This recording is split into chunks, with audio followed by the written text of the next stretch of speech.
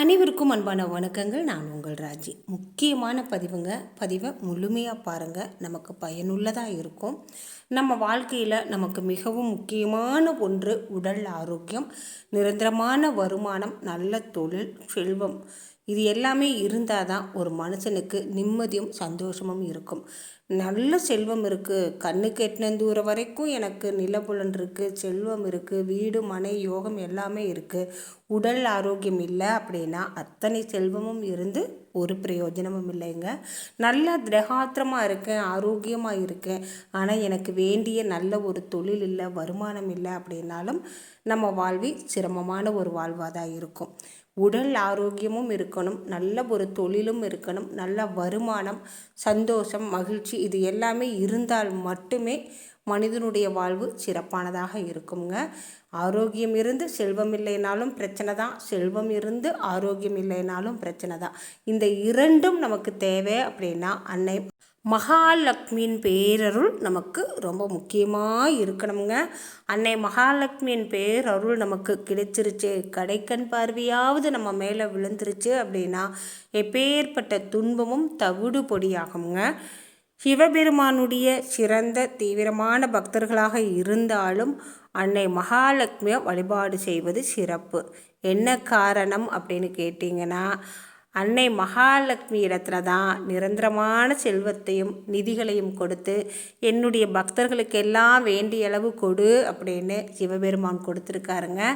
நம்ம அன்னை மகாலட்சுமி வழிபாடு செய்கிறப்ப நமக்கு வேண்டிய செல்வத்தை வாரி வாரி வழங்குவாங்க. பௌர்ணமி திதி ரொம்ப விசேஷமானது அன்னை மகாலட்சுமி வழிபாடு செய்வதற்கு. என்ன காரணம் அப்படின்னு கேட்டிங்கன்னா, பங்குனி மாத பௌர்ணமி திதியில் தான் அன்னை மகாலட்சுமி அவதரித்தாங்க. பாற்கடலை கடையும் போது வானில் முழு நிலவு நல்ல பிரகாசமாக இருக்கிற நேரத்தில் அன்னை மகாலட்சுமி அவதரித்ததால் பௌர்ணமி அப்படிங்கிறது அன்னை மகாலட்சுமி வழிபாடு செய்வதற்கு உகந்த திதியாக இருக்குங்க. ஒவ்வொரு மாதத்தில் வரக்கூடிய பௌர்ணமி திதியிலையும் நம்ம அன்னை மகாலட்சுமி வழிபாடு செய்கிறப்ப நமக்கு நல்ல தொழில் அமையுங்க. வேலை வேணும் அப்படின்னு கேட்டுட்டு இருக்கிறவங்களுக்கு நல்ல ஒரு வேலை கிடைக்கும், நிரந்தரமான வருமானம் கிடைக்கும், தொழில் முன்னேற்றம் நல்ல முறையில் இருக்கும், செல்வம் சேரும், வேண்டிய அளவு செல்வம் சேரும், எதிர்பாராத பண வரவு கிடைக்குங்க, ராஜயோகம் நமக்கு கிடைக்கும். அதாவது பௌர்ணமி திதியில் அன்னை மகாலட்சுமியை வழிபாடு செய்தால் ராஜயோகம் அப்படிங்கிறது நிச்சயமாக உண்டுங்க. திடீர் அதிர்ஷ்டம், திடீர் பணவரவு இது எல்லாமே நமக்கு கிடைக்கணும் அப்படின்னா அன்னை மகாலட்சுமியை பௌர்ணமி திதியில் வழிபாடு செய்வது சிறப்பு. சித்ரா பௌர்ணமி அப்படிங்கிறது ரொம்ப விசேஷமான திதிங்க. இந்த நாளில் மாலை வேளையில் வழிபாடு செய்வது எப்படி அப்படிங்கிறத தான் நம்ம பார்க்க போகிறோம். இந்த வழிபாட்டு முறையை நீங்கள் ஒவ்வொரு பௌர்ணமிலையும் பின்பற்றினாவே போதுங்க. உங்களுக்கு வற்றாத செல்வம் கிடைக்கும். உங்களுக்கு மட்டும் இல்லை, உங்கள் வம்சமே விருத்தி அடையுங்க. உங்கள் சந்ததிகள் எல்லாருமே நல்லா இருப்பாங்க. எளிமையான வழிபாடு எப்படி செய்யலாம் அப்படிங்கிறத பார்க்கலாம் வாங்க. பௌர்ணமி அப்படிங்கிறத அந்த வழிபாடை மாலை வேளையில் செய்வது சிறப்பு. பௌர்ணமி நாளில் மாலை வேளையில் மகாலட்சுமி வழிபாடு செய்வது சிறப்பு. பௌர்ணமி முன்தினமே வீடு வாசலெல்லாம் சுத்தப்படுத்திக்குவாங்க. நிலைவாசலில் மாவிலை தோரணம் கட்டுங்க. வாசலில் மாக்கோலம் போடுங்க. மாக்கோலம் போட்டு மாவிலை தோரணம் கட்டி வீட்டில் ஊதுபத்தி ஏற்றி வச்சாலே போதுங்க. மாவிலை தோரணம் மங்களத்தின் அடையாளம். வாசலிலே மாக்கோலம், வீட்டினுள்ளே லக்ஷ்மிகரம்ங்க. மாக்கோலம் போட்டு மாவிலை தோரணம் கட்டினாலே அந்த வீடு மங்களகரமாக இருக்கும், மகாலட்சுமியின் அம்சம் பொருந்தியதாக இருக்கும்.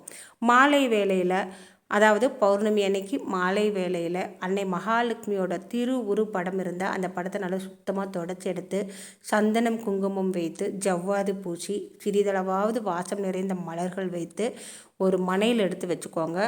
நெய் தீபம் ஏற்றுங்க. நெய் தீபம் ஏற்ற முடியல அப்படின்னா நல்லெண்ணெய் தீபம் ஏற்றி வைங்க. வெள்ளி நாணயத்தில் இந்த அர்ச்சனை பண்ணலாம், அல்லது வில்வ இலையில் பண்ணலாம், 5 ரூபாய் நாணயத்தில் பண்ணலாம், மருதாணி இலையில் பண்ணலாம், மல்லிகை மலரில் பண்ணலாம், தாமரை இதழில் பண்ணலாம்ங்க. நம்மக்கிட்ட என்ன இருக்கோ அதால் இந்த அர்ச்சனையை செய்யலாம். 108 முறை ஓம் ஸ்ரீம் மகாலட்சுமியை நமக என்ற மந்திரத்தை சொல்லி நம்ம வழிபாடு செய்யணும். குபேர நாணயம் இருந்தாலும் நம்ம இந்த வழிபாட்டை செய்யலாம்ங்க.